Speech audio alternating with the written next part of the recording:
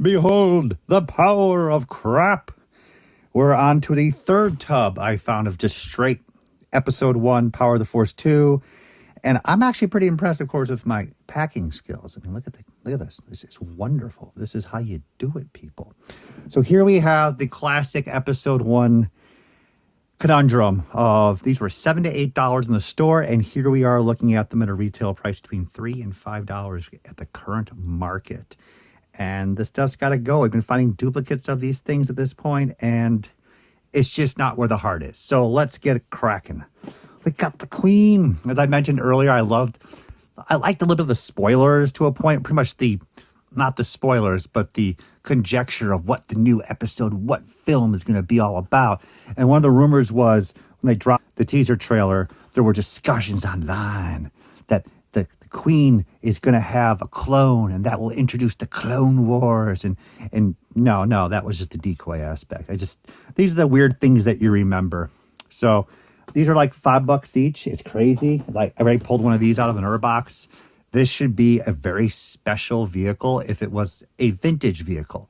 This is when Darth Maul first shows up, really, on his speeder and the first battle. This should be awesome. Nope. $10 all day long. Common as hell. Everybody kept this stuff sealed, and that's the problem. Everybody was conjecturing that the vintage stuff was money. All this will be money. And collectors existed in just hordes, demonic hordes of collectors were out there just sitting on this stuff. And they do like it. People do collect this. Don't get me wrong. I'm just bashing the hell out of it. But there just seems to be more toys out there, dead stock sealed, than there are collectors currently. Hence the current price situation. We've got all the classics. Yeah, Boss Nass is a British actor, if I'm correct, who did the voice acting versus the actual just happen to look like Boss Nass. He went on a radio show before episode 1. Everything was hush, hush, hush.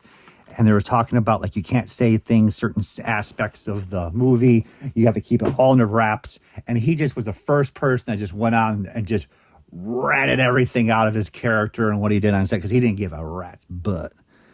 But Padme, I slipped the back. I think that's Paul for a quick moment. It's Padme, yay!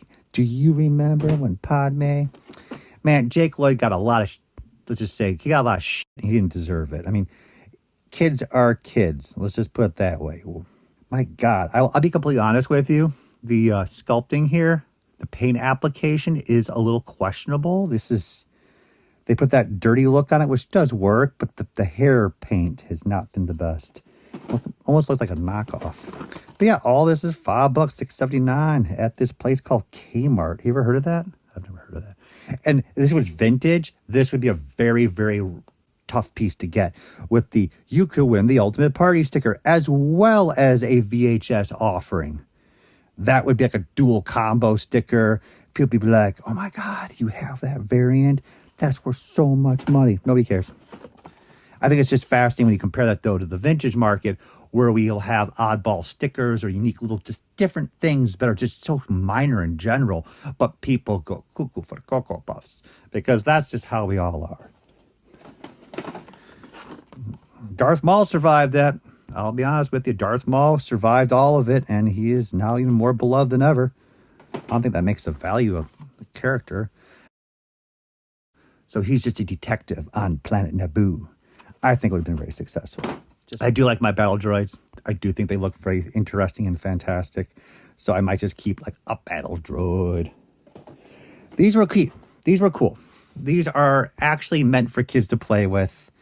I like the fact that they made these where it's like you're coming back to, like, this is actually meant to be a toy line for kids to play with versus just lots of adults just picking them up and keeping them. Most of these are just $5 each, but they are nice that they made these, as I said.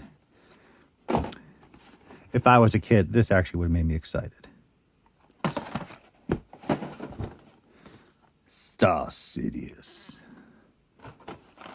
Yeah, I will say, if you did go online, I mean, I don't follow up with every aspect of Star Wars, but I do like to watch deleted scenes. But I didn't realize that the pod race had extended version, or they went through like far more pod racers, calling them like a proper race, showing their vehicle, and just, it was long, but it was like, okay, it actually got me a little more interested in the characters.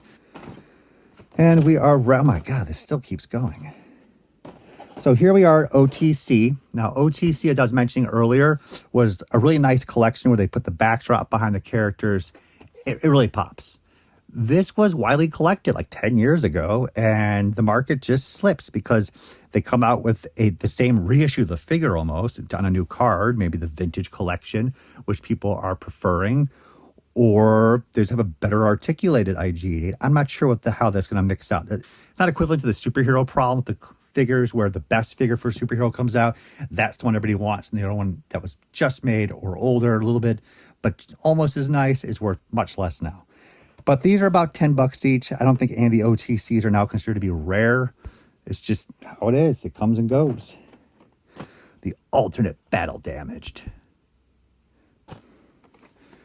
Another Darth Maul.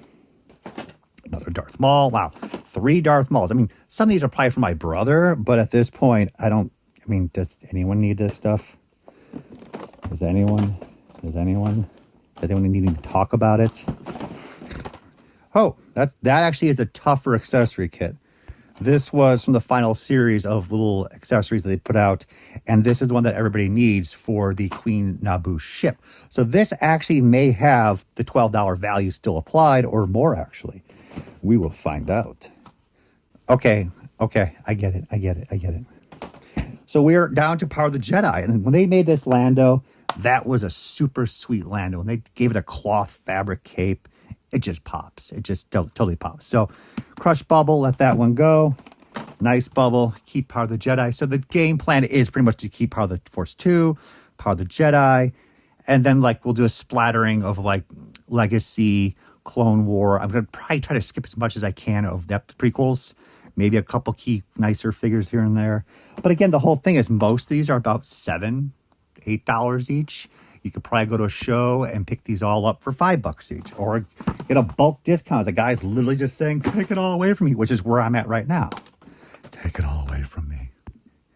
Best spin duel. It's turning yellow too. That's pretty cool, actually. So this piece actually might have a little stronger value. Lobot, he was such a nice person. I actually did meet him at a convention. He was so kind, and he talked about that he liked his role a lot for being in the film, and he actually had a carded action figure of Lobot from the vintage package still in the wall of his kitchen. Well, on the ceiling or on the wall of his kitchen. It was just one of those nice conversations before he passed. That's a cool OTC figure. I'm not sure of its value, but I like the oddball characters whenever I can get them. So as I said, I'm not going to purge everything. Leia Bespin in her fancy outfit. Super sweet. Again, it could be a $15, $10 figure, but I don't know. Most of these are just in that range. When I looked up the rarest one, which was the Sand Trooper, it was like $15. I can't see some of these being buku dollars. Cloud Car Pilot. That's like the only figure I may have gotten as a child. I remember playing with it or having, or just like know that I owned it. Backdrop is absolutely solid. See, I'm beginning to fall in love with this stuff the more I go through it, which is not good. Obi-Wan, very nice piece. Piggy. I like the piggies. We all love our piggies. I think some of these are actually just Power of the Force 2 that were repainted much nicer. And I think that applies by half the line. The Greedo, Biker Scout, the Vader is nice. And we have Boba Fett, which I can let go of. I would suspect the Boba Fett would be like a $20, $25 figure. Because he's Boba Fett. And not speaking of Boba Fett. Oh, yeah, Sand Troopers, 2004. God, think about the things you can go back in time and do if it was the year 2004, right? Instead of buying silver saga editions. This is probably going to be junker stuff now. This is just the cutesy spur of the moment. You're excited for an exclusive, and then, do I really need it? Not really. Oh my God, that looks so creepy, the action figure. It just looks a little off. But yeah, I'm curious what some of these are worth. Future Alex, let me know what the pricing on these. But in general, I just keep a couple OTC and then just move on. Move on. We literally have 2 more of these types of boxes after this. I have to do right now. Then I actually have figures in the shipping cases still. It just, I know I'm going to find more. And then look how many Darth Mauls we pulled out of this thing. Ugh. They breed like rabbits.